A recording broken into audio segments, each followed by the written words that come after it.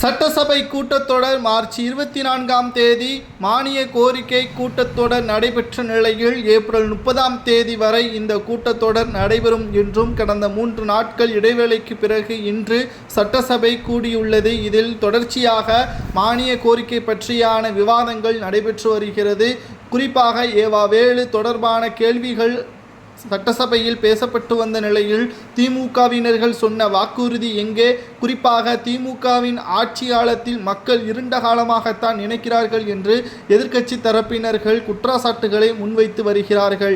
அதாவது சனி, ஞாயிறு, திங்கள் என தொடர்ந்து 3 நாட்கள் விடுமுறையை தொடர்ந்து இன்று மீண்டும் சட்டசபை கூடுகிறது.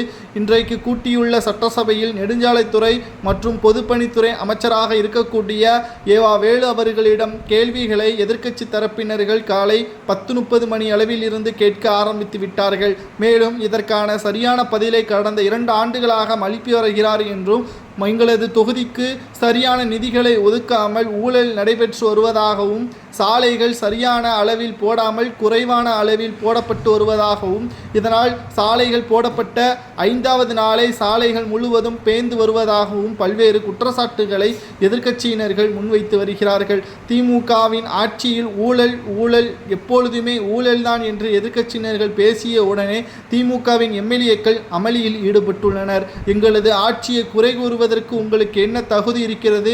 உங்களது ஆட்சியில்தான் பல குற்றங்கள் நடந்தது என்பதையும் மறந்துவிடாதீர்கள் என்று திமுகவின் எம்எல்ஏக்களும் அமைச்சர்களும் அமளியில் ஈடுபட்டார்கள்.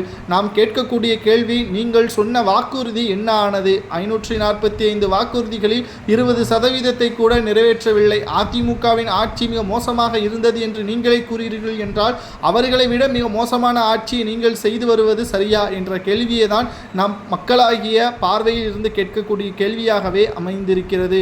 மேலும் ஸ்டாலின் அவர்களோ அமைச்சர்களோ சொல்கின்றதை செய்யாமல் அதில் எப்படி ஊழல் செய்யலாம்? தற்பொழுது வரை அமைச்சராக இருக்கக்கூடிய செந்தில் பாலாஜி மீது பல வழக்குகள் நிலுவையில் இருக்கிறது. ஏவா வேலு உள்ளிட்ட அமைச்சர்கள் மீதும் வழக்குகள் நிலுவையில் இருக்கிறது. அவர்கள் மீது நடவடிக்கை எடுக்காமல் அந்த துறையிலேயே பல ஊழல்கள் இருப்பதை நீதிமன்றமே குற்றச்சாட்டி இருக்கிறது. ஆனால் தற்பொழுது வரை அவர்கள் பாதுகாப்பாகத்தான் இருக்கிறார்கள். இப்படி சட்டசபையில் எதிர்க்கட்சியினர்கள் கேள்வி கேட்டதால் அமளியில் ஈடுபட்டு பரபரப்பு ஏற்பட்டது. இதனால் 2.5 மணி நேரங்கள் அவை காவலர்கள் மூலமாக சட்டசபையில் பரபரப்பு ஏற்படாமல் கலவரங்கள் எதுவும் ஏற்படாமல் தடுத்து சபாநாயகர் 3 முக்கிய நபர்களை மட்டும் சட்டசபைக்கு வெளியே அனுப்பியுள்ளார். இதனால் ஏவா வேலு அவர்கள் தொடர்ச்சியாக பதிலை கூறியுள்ளார். மேலும் இந்த பதில்கள் குறுகிய காலத்திலேயே செயல்படுத்த வேண்டும் என்ற அறிக்கையும் சபாநாயகர் கூறியுள்ளார்.